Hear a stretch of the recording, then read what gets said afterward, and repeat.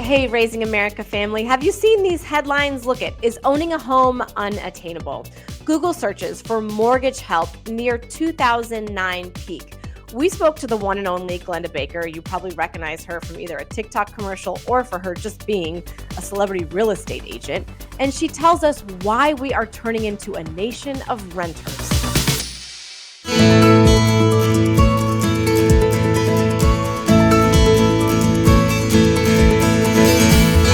I have a little bone to pick. Okay. You're making success look a little bit too easy for me. You're laughing. It looks easy. You got the house, your kids are functioning members of society. We could talk about the marital, I'm sure you would love to talk about the marital challenges. Oh my God. You would love it. But to me, I mean, you sort of have it all. Easy, right? No sacrifices, no challenges. You know, the optics from the outside looking in are very different than the reality of life. It's a nice looking view to me. I look out that back porch. Looking out on Collins Drive, I could even see the baseball stadium. I know. This is high-priced real estate. You Was know, easy. this was my mom's dream home. It was. Most people don't realize that. When I was a little girl, the man that my mom worked for lived on Riverside Drive.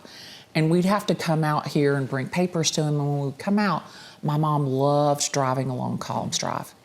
And single parent, moves from Chattanooga to Atlanta in 1968. And she's driving this beater Pontiac from Beaudry Ford that she bought. It's got primer on it. No air conditioner, okay? And, oh, just C60 air. When you see 60 on the speedometer, roll down the window. And so we are driving along and my mom would say, Pumpkin, one day we're gonna live in a house like that. And you know, as a child, you're thinking, she's crazy. Like, cause think about it, I mean, we're living in an apartment in downtown Atlanta, $30 a week. Like, it's a weekly apartment. Like, it's not even a real apartment. And my mom thinks that we're gonna like live in this fancy house, right? And so I've come out here and, you know, I had been wanting to buy in this neighborhood. I had been looking and looking and looking. I'd been under contract. I was going through a terrible divorce. My ex-husband now wouldn't sign the divorce documents and I lost my earnest money. I couldn't go under contract. I mean, it was just one thing after another. And no lie, my divorce was final on December 10th. This house came on the market January 8th. And all my friends are like, are you gonna go look at that house? I'm like, oh, no, that's like out of my budget. Like I can't, no, I'm not gonna go look at that house. Well, I had no idea looking at this house from the front that this had been the house on the hill that my mom had driven us by hundreds of times.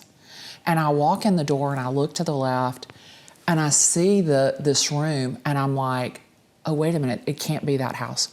And I walk out on the deck and it was literally like seeing that beat up Pontiac drive down Collins Drive. And probably that was the moment that I was able to say, you did it, like you made it. So the success is sweet, but it certainly didn't come without sacrifice. Yeah, but you also, you know, you've been very transparent about the emotional beatings that you've taken. So, and of course, I came to talk to you about but there are women who could be facing that, young people, and I know I wanted to talk about real estate. You're a celebrity real estate agent, I understand that. But people haven't always treated you like that. Your ex-husband didn't treat you like that. No. He probably told you didn't deserve the house on the hill and that you were never gonna get it. Yeah, my ex-husband looked at me as a net neutral.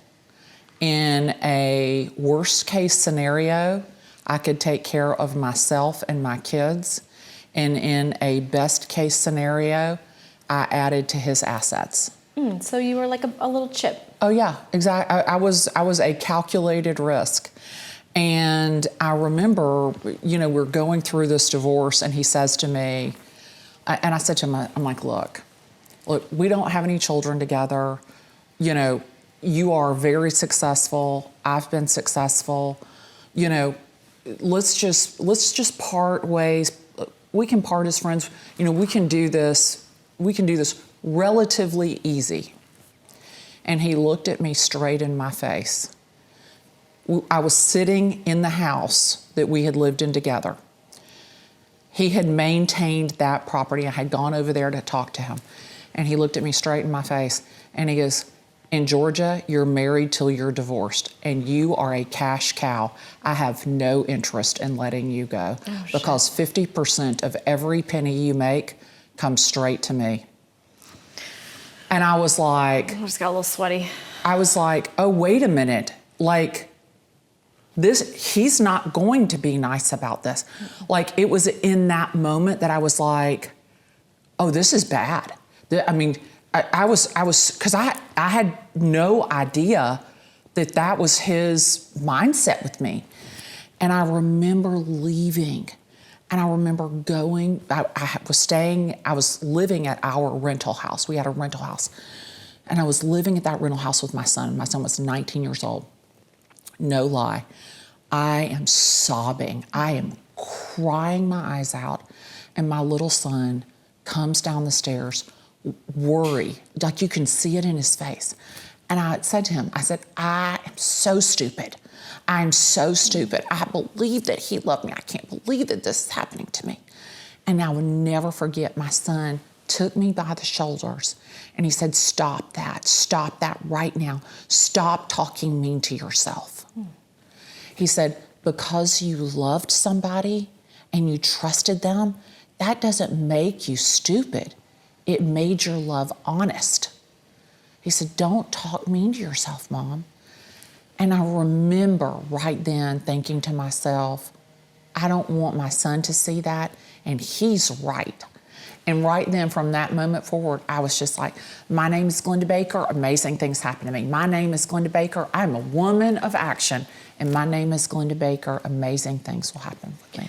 Isn't it funny when we have learned so much over the past couple months on this journey, and what I'm hearing mostly from wildly successful people is that their kids either are their reason or motivated their reason to achieve success. It's almost like they make you the best version of yourself. Yeah. Because to me, it sounded like you went from scared Glenda to like Xena the Warrior Princess. Yeah. Some of our younger viewers may not know who that is, but... Well, I mean, that's the thing is like I remember when I was thinking, you know, when I was seeing that I was having this issue with my divorce, I said to my daughter, I said, look, I said, I'm 53 years old. The majority of my life is over. You know, I'm not happy, but I'm not unhappy. And, you know, I can stay. Like, it's okay, Victoria. And she said to me, my daughter looked at me and she goes, that is so sad to think that you're going to live the rest of your life not being happy because you're not unhappy. She's like, that is the scariest thing in the world. And it is my children, truthfully, that when I look into their eyes, my expectation of myself gets higher. So did it catapult you? Because we look at your career, and again, I'm going to get to some of the real estate. I'm just curious. Did it because you were always successful. So you've always figured out a way to be successful in your field. But one could argue that you reached higher levels of success. You catapulted in arenas where maybe 50-year-old women, let's say social media, let's say the real estate industry, let's say podcasting, you do keynote speaking. Those are arenas that you don't have to be successful in to have the house. You already have the success, but you're reaching different levels of success. Yeah. Yeah. I think it's my voice. Like, there's something inside me that I don't want anybody to have to go through what I went through. I feel this obligation to try and make it easier or better for the next person, the person behind me. And I think that there's something inside me that just said, you have this audience, you have this platform, why would you sit here and do nothing with it? And I mean, like, I was just gonna make real estate videos. Like, I was gonna help people buy and sell real estate. Like, that's what I started like doing, Glenda Live and Post from the Porsche and TikTok videos to tell people how to buy and sell real estate, period. And now you're on a TikTok commercial that plays at the Super Bowl. Yeah, can you believe that? You look great, by the way. Thank you. I mean, it's crazy. You think about if you made said, oh, well, the commercial for TikTok that you're going to in is going to be on the Super Bowl. I was like, okay, yeah, right. You know, I mean, who thinks that some 50 I'm texting you when you're on Daily Mail. I'm like, Glenda, this is a nice headshot. It's so awesome. Tell them not to use a different one. Exactly. But this is the thing that's crazy is like, people say, why do you think, TikTok called me, they're like, we can't figure out why people follow you. And I'm like, excuse me? Like, I thought it was a joke. I didn't even think it was really them. They're like, well, you don't DIY, you don't sing, you don't dance, you don't... Show your boobs. You don't cook. Like, why are people following you? And when they follow you, they never leave. Mm-hmm. And I was like, well, I just talk about real estate. I just talk about my life. And they're like, well, we want to see what it is that creates the engagement. And what we learned is that when I make a video, I want to inspire, impact, and inform people. Like that's the whole purpose behind the video. I'm not trying to be a comedian. I'm not trying to show you like house porn. Like, that's not my deal. I want to give you advice that nobody gave me. And I want to do that by being real, relatable, reliable, and relevant. And hopefully it's raw and refreshing. And like, I'm everybody's Aunt Glitter. Like, that's just, like, a lot of your audience may not understand Dear Abby. Like, I'm the Dear Abby of real estate. Yeah, you are. I didn't even make that correlation. Yeah, I mean, think about it. That is my deal. Like, yeah, I love Dear Abby. am the digital Dear Abby. So whatever advice you're looking for from Aunt Glitter, like, I'm here to give it to you. And we used to get it on the radio, right, too? I remember we used to hear And this thing called a newspaper. Where it was this paper thing in black and white, and you opened it up, and you would read the Dear Abby column. People would write, they'd use this thing called a pen and paper, and they'd write in, and there were hundreds and thousands of letters, and she would answer them. And I do that now with not just real estate, but a lot of women reach out to me that are going through a divorce. A lot of women reach out to me that are struggling with their children. A lot of women reach out to me because they're burned out or they're tired or they're exhausted. And so for me, I was like, oh, wait a minute. Like, I've always got some advice to give. I love to talk to people. And this social media gave me a vehicle that I never, ever could have imagined. Well, and you know what I'm hearing too is that monetary rewards are great. It's like, sex is good, but have you helped people? Yeah. Yeah. Like, have you reached that level of success where I know, and I'm lucky enough that I can get in touch with you, but I could really ask you things, and I actually think that you might get back to me. And there's a number of women in my career who I have that. Yeah. And the most successful women are the ones who text me back. Yeah.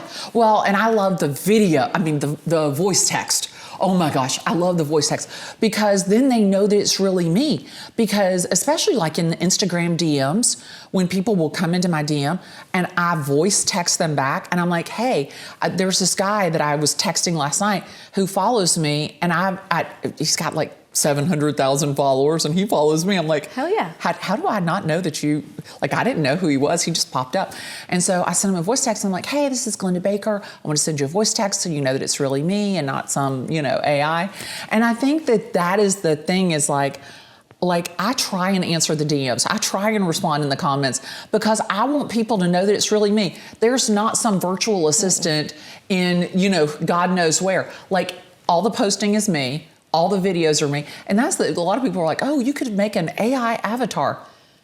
My brand is built on being real.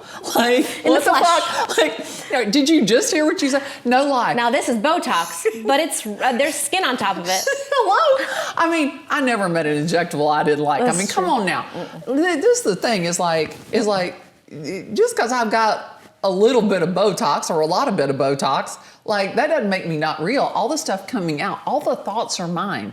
And that's the thing. Somebody said to me, you should really do an AI avatar. And I'm like, have you lost your mind? Like, no, I'm not doing an AI avatar. This is like the closest thing to formaldehyde frog I mean, like this thing, but it is inside, you got it going on. Exactly. I mean, this is the thing is like, you know, so funny. Somebody posts a comment like, "What happened to your face?" I'm like, "Are you seriously like that's what you came here to say?" Is it moving? Yeah. I gotta go. Wait, like, I'm smiling? That's what you came here for? I gotta go to the doctor. That's what totally cracks me up about social media. Is like people think they can say anything. That's like, true. Do you know, I posted this video and it was not popular in the real estate community. I mean, it was very unpopular. And do you know that these real estate agents are having a conversation about me in front of you? In my comments on my video. And I'm like, how stupid are you? It's the nicest. And I screenshotted it. And it was so funny because this girl, it was hilarious. This girl is in my comments on my video saying about me. And then the president of her company posts about, I hate to see other real estate agents throw shade at other agents. And you know, that's what I love about our company is that we're so kind. And this girl's like, I love you so much. You're such a great leader, blah, blah, blah, blah, blah. And no lie, under that comment, I took the screenshot of all the she had said about me on my video. And I put the reply to her comment. And she's like, what's your point, Glenda Baker? And I'm thinking to myself, bitch, I don't need to say anything else. You made the point for me. 100%. So, I mean, that's the social media people can be so cruel. Well, and real estate is so dirty. That's a dirty industry that you're in. I mean, I have had a great experience in news, although it's probably just as dirty. Maybe I'm not upper echelon of performers. Maybe I should be thinking about myself here. But it is just so competitive that I don't know if I will be able to survive it. I really don't. You know, it is competitive. It's very competitive if you let it be. I don't ever think about being in competition with another real estate agent. I'm in competition with me. And I really take that to heart. And when somebody doesn't list their house with me, I don't feel bad for me. I feel bad for them. Like I just had that conversation when I got here. I do. When somebody doesn't list their house with me, I don't feel bad for me. I feel bad for them because I think to myself, you've just exposed yourself to a 3-star real estate experience.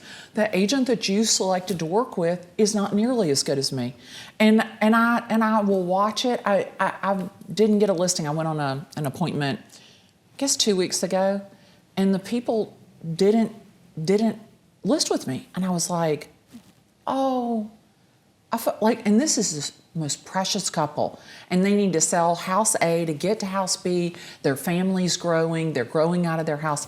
And I'm thinking to myself, wow, I hope you got a great real estate agent. I wish you the best of luck. If I have somebody to show your house to, I definitely show I'll talk to you in 6 months when you decide to hire me. And no lie, I looked at the listing and the description is not designed for the most likely buyer avatar.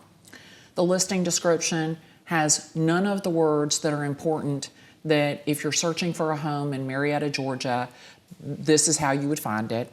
The backyard that is not great, she did not show it to the best of its ability. And I think to myself, it's like real estate malpractice. And that seller doesn't realize it. They don't realize that their house is going to be sitting on the market, it's not going to sell, and they're going to make 6 more payments, and that agent is probably going to beat the out of them for a price reduction. And what they don't understand is that a price reduction today is probably going to hurt them in the spring.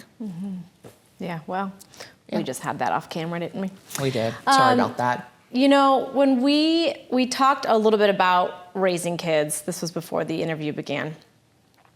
Do you ever, and I guess you don't have to worry because they have you in their back pocket, but the landscape that your kids are looking at looks vastly different than even the landscape that I was looking at even 10 years ago. Yeah.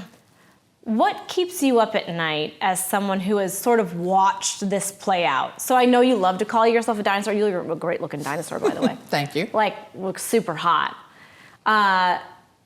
The landscape now is just, when we talked about capital gains tax, we talked about these private equity, there's all of these factors that go into buying a house now. It seems like an uphill battle. You're pushing the boulder up the hill and it's just falling right back on you. Yeah. How do we get here? It's so complicated now. Yeah. There's so much, the odds are so against. My daughter's 34, my son is 24. And I've been selling real estate since Jesus was a baby, 33 years. Interest rates would be high. Well, that was okay because prices were low. Or prices would be high, it was okay because interest rates were low. Or at least you knew you were going to have a job tomorrow. I mean, I'm 58 years old. Used to a government job, like, that was like the jackpot because you're never getting fired from the government. You're going to have a job for the rest of your life. And then you have a pension after. Yeah, and you have a pension. And now you look at it and your government job isn't even secure. Far from it. So you want to talk about job insecurity, housing affordability, especially in the 0 to 500,000. People say zero, is there a house at zero? Okay. In a search criteria, if I search 0 to 500,000, so no matter what the cheapest price of a house is, I'm going to capture because I started at 0. So 0 to 500. The nurse, the teacher, the public safety, the fireman, the police officer, the everyday Bobby and Susie looking to buy a house is so disadvantaged right this very second. And they don't even realize it.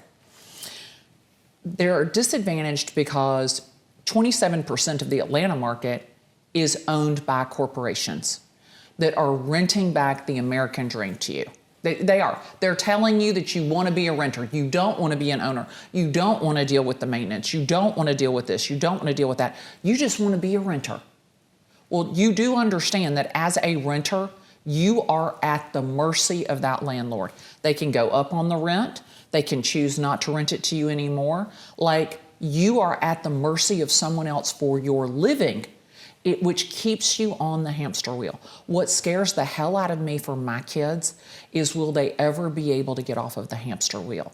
Will they ever be able to make enough money that they will have generational wealth for not only themselves, but for their own children? And that door is closing faster than ever before because the gap between the have and the have-nots is increasing at a speed that we've never seen it. But we're pro-capitalism, right? So.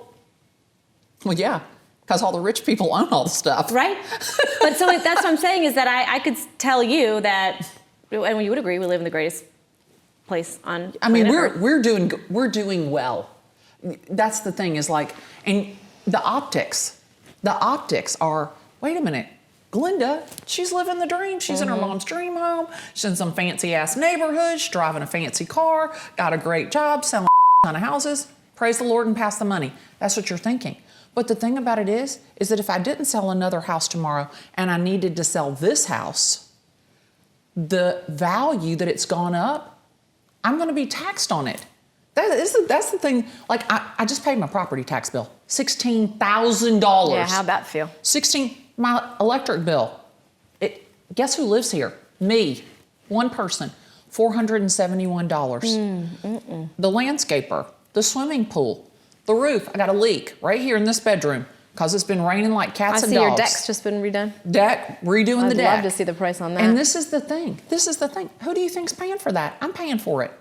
And this is the thing, is like when I go to sell, I get to pay taxes on the gain. Like, because I file single. I've got a $250,000 tax exemption on the capital gain. $250,000, come on, give me a break. I lived here, I maintained it. I've lived in it as my primary residence. And now you're gonna tax me to leave again? Like, it is so stupid. And this is the thing that you look at the boomers, $46 trillion in equity sitting, $46 trillion in equity. They own the home outright, or they're at a mortgage rate of under 4%. And the reason they're not selling is because the house that they bought for $400,000 20, 30 years ago is now worth $2.5 million. What's the capital gain on that? Oh, I would like to know like, that. hello. And keep in mind, they paid the property taxes, they paid the mortgage payments on it, they've done everything. That's what I find so mind-boggling, are all of the nuances. Yeah. But then we wouldn't have reached any level of success without living in this capitalistic environment, right? Yeah, but think about it. Like private equity is buying up Everything. the world. They're buying up 0 to 500,000 houses. They're buying up all those. Only 27%, Glenda, of single family homes in Atlanta are owned by private equity. 27% of all of the houses, but almost 60% of 0 to 500,000. So the first time home buyer, the teacher, the police officer, the everyday Bobby and Susie, those people can't get into a house. So they're renting. They're literally being blocked out of it. So they're just putting money in the coffers of the people that don't necessarily. This is the thing, and they're on the hamster wheel forever and ever and ever. No end in sight, can't break the cycle. What's the end game here? A nation of renters, which is that's what scares the hell out of me. Like that's why I'm trying to buy enough real estate so that my kids, so that they're not at the mercy of someone else. You know, I did a video and I said, rather than invest in a 529, buy an investment property. Mm-hmm. Your kid is 6 years old, buy an investment property. Because if you do not buy a first-time home buyer house now, the likelihood that your kids are going to be able to buy when they are 18, 20, 22 years old is slim to none. And Dave Ramsey's daughter takes me on. She pulls that video and she does a reply to it. Who is this lady? What is she? Doesn't even know what she's talking about. And you should absolutely invest in this. First off, if your kid is 6 years old today, the likelihood that in 12 years, what is the college landscape going to look like? What is the post-school education gonna look like? Like, is there even gonna be college? For God's sakes, you can ask anything you want to Google or Chat GPT and get a better answer than you could learn in school. 100%. That's the thing, is like, you're saying, oh, invest in this 529, but if you invest in real estate, you can see, touch, feel it. Mm-hmm. Like, you can't take it away from you. Oh, but Glenda, the stock market is such a better investment. You make so much more money in the stock market. I don't know, how's that Blockbuster stock doing for you? Yeah, how's Kodak? Are you living in your Blockbuster stock? No. The thing about it is that if you purchase an investment property today for your child, you put it in a trust. When that kid gets to be 18, 20, 22 years old, rent it to that kid. They're paying rent, that's going towards their inheritance. Why in the world? Why in the world would you not do that? And so that's the thing, is I want people to see the opportunity. Like, the world is not ending. This is not all bad news. Like, no, the boogeyman is not going to come and steal the world from you as long as you take action to control your destiny. So we all don't have Glenda's. I mean, I love my mama. She could be your mama too. And we all don't have Glenda's. So there are the teachers, there are the Susies and the Bobbies and the Susies and whatever. So they're looking at the world, and it is kind of a big, scary place. And they hear the politicians say, we need more affordable housing here for the teachers and the firefighters. But like you said, they're going to be buying that from someone they're just going to be renting. They're building it to rent. They're building it to rent. But this is the thing. So it's kind of two-pronged. Okay. Because Bobby and Susie have been watching the Kardashians, and they're choosing handbags over houses. They're trying to keep up with the Joneses. They're thinking that they've got to have the big house now. And I'm totally going to blow that myth up. Look, you're not going to live in this house forever. In a perfect world, buy as young as you can, as cheap as you can, 2 bedrooms, 2 bathrooms. And then live in that house for however long, and 2 years, at least 2 years, and then rent it out, make it a rental property, and buy your next one. And that's what I want to see you do. Because if you did that every 2 to 5 years, you then would be able to, you wouldn't have to work. If you did that every 2 to 5 years for the next 15 years, do you understand you'd put yourself in a position where you would never have to work again because you'd have people paying your rent? Mm-hmm. Yeah, you forget about these little nuances. And the handbag really gets to me. I still don't get the handbag thing. You know, you can get those things secondhand. I don't mean to go off topic here. It's so true. I'm just telling you right now, the real, I mean, you want to talk about a depreciating asset? Buy a Gucci belt. 100%. Like, literally, The Gucci belt at the Gucci store is $600. On the Real, it's $200 and it's in excellent condition. And nobody knows that it came from the Real. Yeah. Hell, you could go to Chinatown and buy it for $20. I do that too. I mean, this is the thing, is like, I promise you, you can't live in a handbag. Yeah. Like, do you understand a $3,000 Louis Vuitton handbag is earnest money? Do you realize that and this is the thing, is they're not just buying one. They're not just buying handbags. It's handbags. It's tennis shoes. And you're buying it for your ego. I know. You're buying it to make yourself feel better. And that's what's absolutely killing me, is that you're letting, like, this is the thing. Like, do you understand how much money the Kardashians are making? Yeah. Like, do you have any idea how much real estate those people own? They're not buying those pocketbooks. The designer is giving them the pocketbook. Yeah, people forget that, don't they? Yeah. I mean, you want to talk about the smart, love them or hate them. I mean, I'm telling you right now, they own their audience. They have all of their email addresses. They have 1.7 billion followers between the 6 of them.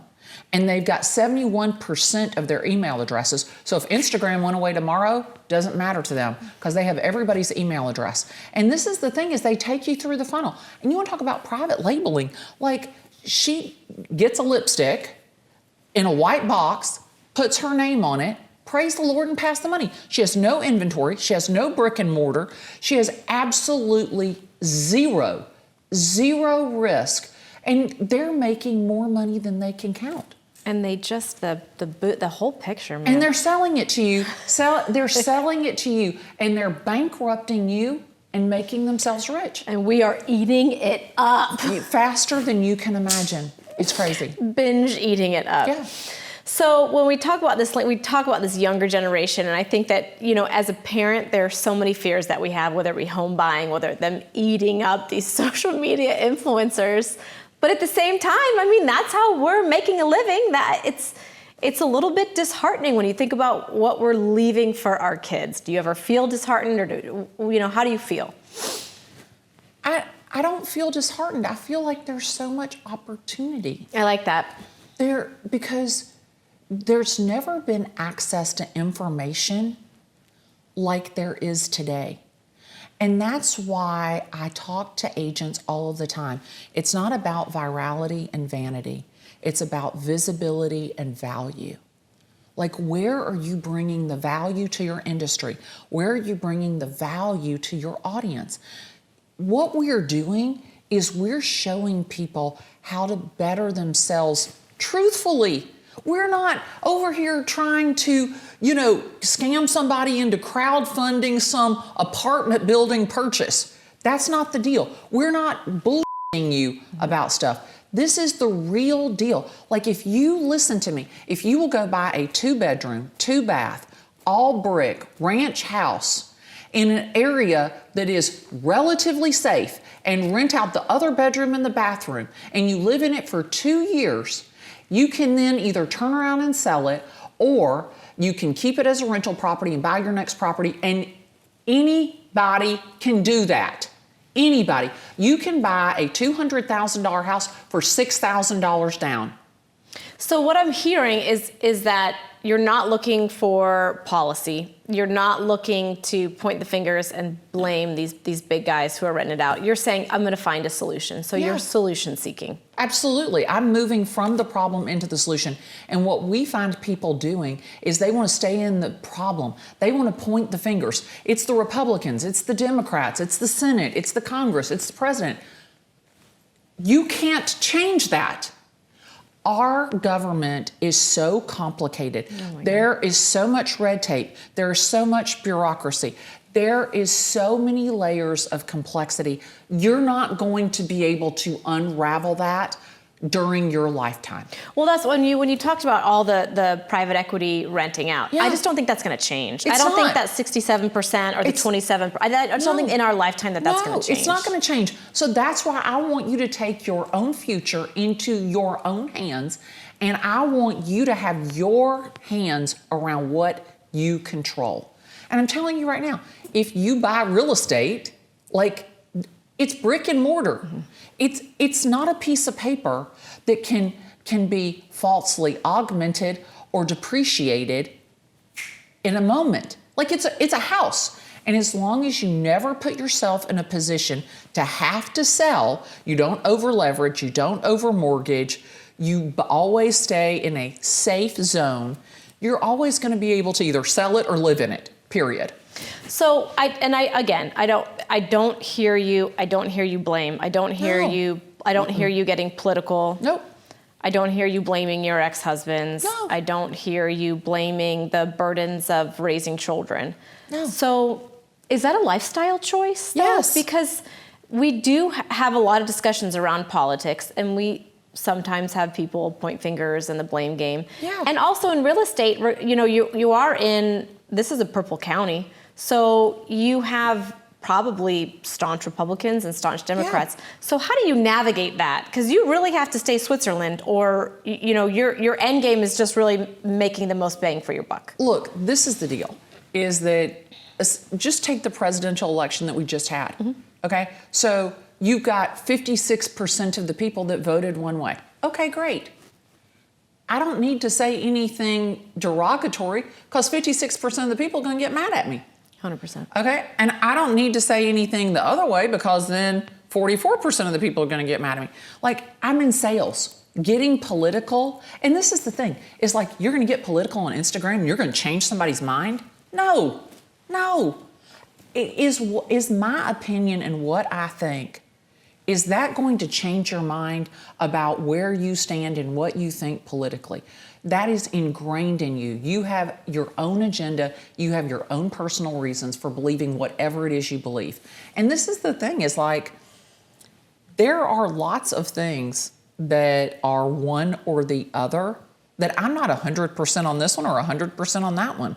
So why in the world am I going to try and convince you to think like me? I love the fact that you're an independent thinker. But I don't need to blame anybody for my situation because I have the ability to correct it. That is what I want people to see. That's what I want people to understand, is you have the ability to change your life. And I don't watch the news. I don't let anybody negative in my space. Like, I protect my energy like you cannot believe. Like, we all have that friend and they are bitching and moaning and complaining every time you pick up the phone to talk to them, you go to dinner with them, you have lunch with them, you see them on the tennis court. They're always complaining about something. Always. I go the other way. I will not have anything to, I protect my energy, my time, my attention, all of the content that I take into my head. There's a space for it. And I am all about how to get better, how to be better, how to live better, how to make your life better, how to bring value to every single conversation, relationship that I engage in. And that's all I want to do. That's a learned behavior. I think that comes with age and purpose, right? Yeah, it does. It does. I mean, that is a choice. Yeah, but I don't have the luxury to bitch about stuff. You'd be entertaining still. I mean, I think I would still, if it was funny bitching, I think I would still. Well, yeah, because I'm hilarious. You have no idea. I am so funny. I tell my kids all the time, like, I'm literally hilarious. Most people don't realize that. No, I do. I've seen it. Oh my God, you're I'm funny so funny. But this is the thing, is like, I want to be honest. I want to be real. Am I always Susie Sunshine? No. Like, literally, as soon as we finish here, I've got to go deal with a toilet tank top that is some special order that nobody can find. So a house closes tomorrow. So the 87-year-old seller who's had her niece in this house for the last 16 years can cash out her money so she can go to assisted living. Like, literally. Like, but this is literally. No, but this is funny. This is the thing, is people are like, oh, but is that a good use of your time? Can't you send somebody? I need to get my eyes on what exactly is going on, because I've sent the contractor over there, I've sent the handyman, I've sent the plumber, and everybody is telling me an answer I'm not willing to accept. And so what I want to do is I want to go over there, put my eyes on it, and figure out how I can get into the solution. And this is the thing, is that the best use of my time? Probably not. But to that 87-year-old lady, is it the best use of my time? You better believe it. And that's I am committed to doing whatever I have to do to help the people that believe in me, the people that trust me, the people that work with me. I want to do everything I can to help them. I've had sellers, I will never forget this. I had this one seller, and she was, like, every time I saw her name, I was just like, fuck, I don't want to talk to her. I don't want to, like, she rode me like a racehorse. Mm-hmm. She questioned everything that I did. She found fault with everything that I did. It was never, ever good enough. And at the same time, I was working with another seller, and this guy, he was like, whatever you need me to do, Glenda. Yep, that's fine. Okay, that's what we're gonna do. Let's do it. I believe in you. I believe in you. Let's do it. And this is the thing, that I learned so much about myself with those two transactions, because that person who strangled my creativity, who put me down, who beat the shit out of me, I didn't want to work with her, and I didn't enjoy it. Whereas over here, this person who believed in my abilities and trusted me and did what I asked them to do, like, I enjoyed the process so much more. And I learned from that about myself, from being the worker. And then I also learned, when people are working for me, don't strangle their creativity. Don't strangle their efforts, because you're really just hurting yourself. So I love working with people who are willing to, like, drive the bus. Like, I don't need to micromanage. I told Richard, I said, you know, here we can do it in the studio, we can do it here. They, well, like, how could we, you know, are you okay with it? I'm like, look, I don't need to micromanage what you're doing. You know what you're doing. You don't need me to tell you. And I think that you give people this leeway, and it inspires them to do their best and be their best. A luxury too is that you've gotten to a point in your career where you don't necessarily have to work with that person. You don't need that. So that's a luxury. You didn't always have that, probably. No, but you know what? This is a lesson that I learned way too late in my life, and that is all of the energy that person sucked out of me. Even if I had not had the money at that time to, choose not to work with that person, it would have been so much better to let that person go. Yeah. Because I could have used that opportunity and that time that person sucked away to work with somebody else. And I think that is a very learned and mature way to do business. Yeah, it probably took some time. It did. Before I let you go, I want to talk a little bit about grit, because we can all agree that parents, it's hard. There's a lot of grit. What I see is, and this is anecdotal, is a lot of women who have talents in lots of fields, and they may have the grit, and they may be holding themselves back. We're in this generation of women, and I'm in my 40s, people are approaching menopause. We've gone through really the biggest resume builder of your lifetime, raising other humans who hopefully will function in society. We're gonna try to keep them out of jail. It's debatable for one of my kids, but I'm gonna keep my fingers crossed. Is where do we look inside ourselves and find that grit? I mean, I'm not trying to sell real estate, so it's a different area, but I know that I'm gonna put myself out there, I'm gonna keep working, I'm gonna work really hard. You told me a story about how you just never give up, you never work, you keep that grit.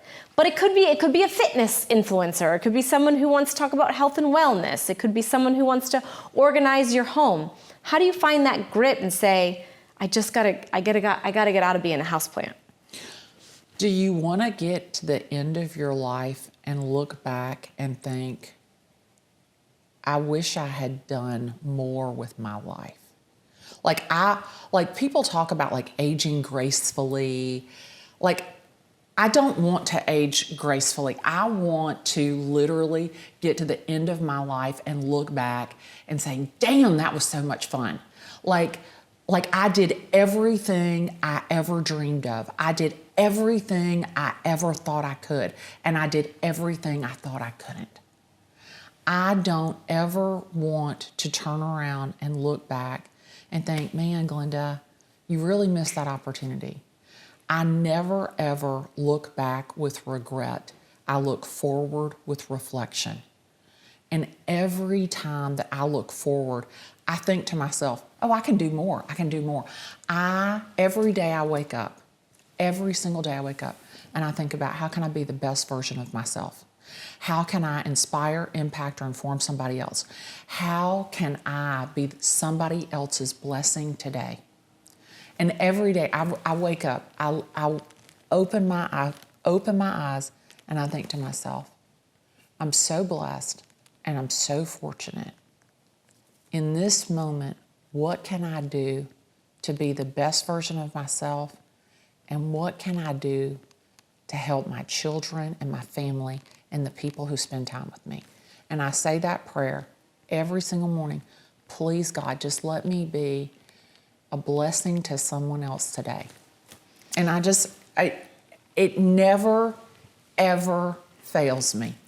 You wouldn't feel that way if you were still married, or I know I wouldn't, I think if I had not chosen sobriety. Divorce has been the best, worst thing that ever happened to me, because it proved to me that I can do anything and everything on my own without somebody else. When I stopped drinking, it was my best self before 50. And that changed my life. It changed the quality of my life. It changed the quality of my relationships. It changed everything for me. And I think that people don't understand the way that you take care of yourself is very indicative of how you take care of the people around you. But people are talking about that and menopause more than ever.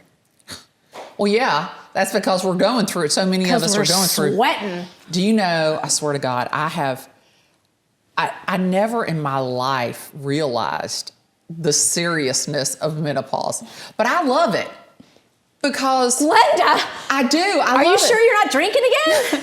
I'm serious. What's the matter for you? I love it so much. And you know why I love it so much? Why? Is because...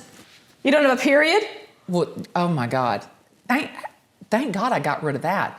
But you really understand so much about yourself through, like, how you last through it. Like, I swear I had the worst body odor, and I was so sweaty, and it was so terrible. But, like, I got through it. Yeah, that's true. I'm behind you. I mean, my poor husband. I wonder if you're going to see him walking up and down the neighborhood. But this is the thing, is like... Just with a backpack. But he's got to love you going through it, I would think. You better. Because this is the thing. Or else I'm going to be on the national news. No, but I literally think that it shows... I think that menopause is that moment in time where you literally pause and understand what your life is really all about. Yeah. Like for me, like it was quite the awakening.